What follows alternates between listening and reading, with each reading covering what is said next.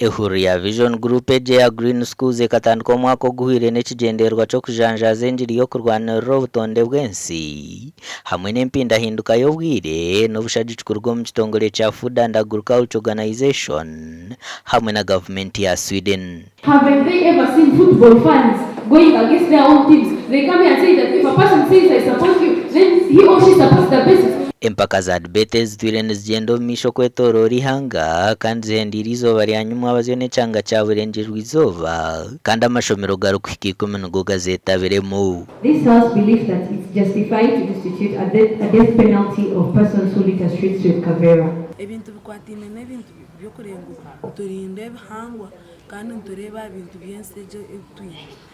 Nisima mnonge shumeri tukutufandinga kwijaha turaza tournament for the nationals ntuza kwega ebintu bingi ntuza kwega ngo buli omwe n'omugasho omu kintu kya climate change.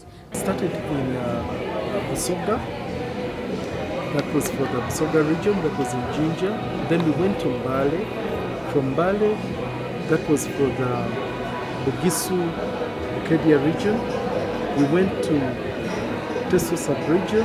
Empaka ezitebeekanisibwe n'ekigendererwa ky'okuhikanisa ab'ejaba hamwe n'okwongera kubatangaza aha nshonga ezikwatiriine n'ebyobuhangwa hamwe n'okubigura amaisho bakakora bari abanya-Uganda b'omugasho. But still, in cases where they say they're going to kill one person who drops one Kavera compared to the very many. But how many Kaveras are dropped in Uganda? We as team authorities believe that there is already enough incentive in terms of public opinion. People already are against climate change and they are against industries which carry out activities that lead to climate change. This is where the problem of environmental degradation has been coming up. But since we are creating employment through green technology, we can address matters that concern the economy, which is their major concern because their argument was that the countries are poor.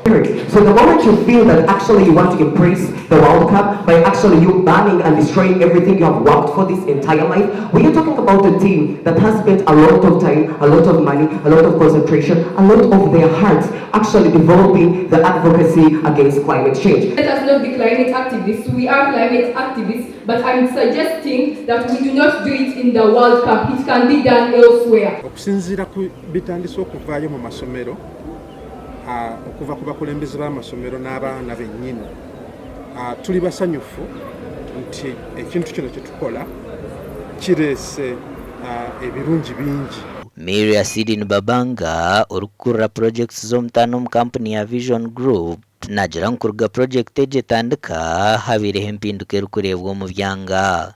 Because if learners are now beginning to take this message to the communities, that helps us to fulfill the objective that we wanted, that we want to create a critical mass.